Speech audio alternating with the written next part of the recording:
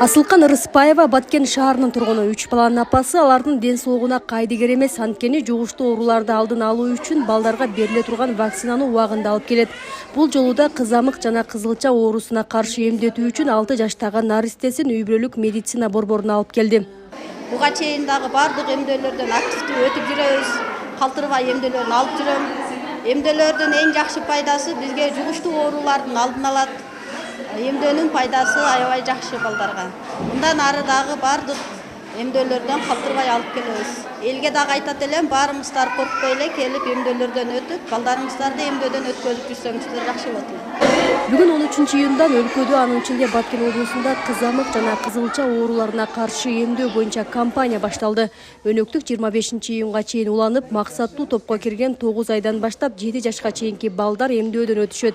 Бул жаштагы балдардын ичинен кызамык кызылчага каршы вакцинанын 2 дозасын алгандар чыгарылып, кызамык кызылчага каршы бир да жолу эмделбегендер же эмдөө тууралуу маалыматы жок балдар жана бир эле жолу эмделгендер эмдөө алышат.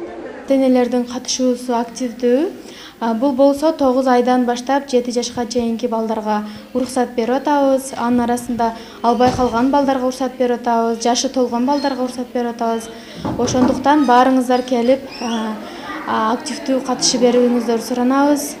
Өзүңүздөр байкагандай, биздин өлкөбүздө кызамык каттап атат. Ошонун алдын алуу максатында, ошол ооруду болтурбоо максатында уже туурубий вакцинация жүрүп атат.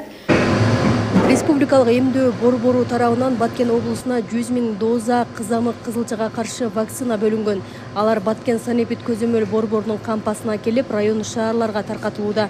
Мындан сырткары санэпид борбордун кызматкерлери жерлерде жугуштуу ооруларды алдын алуу жана эмдөөнүн зарылдыгы боюнча ата-энелерге түшүндүрүү иштерин жүргүзүп жатат. Бизде кызамык деген аябай ошо көп катталып жатат.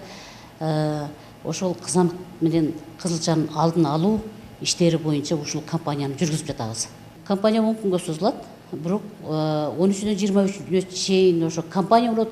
Кампаниядан кийин дагы почищающий дейт. Калган, ооруп калган, методот алган балдарды ошо дагы почищающий дагы терилип жасалат. Калып кеткен балдарды деген дагы июндун 30-на чейин, 30-ун дагы ошо уличительный болот. Ошону жасалат. Калган балдарды дагы. Тур ойда жасалат атабыз. Бул тур дегениз кызамыкка каршы прививка. Соңку убакта балдарын эмдетүүдөн баш тарткан ата-энелердин саны көбөйүп жатат. Мындан улам кызамык жана кызылча оорулары боюнча абал оор бойдон калууда.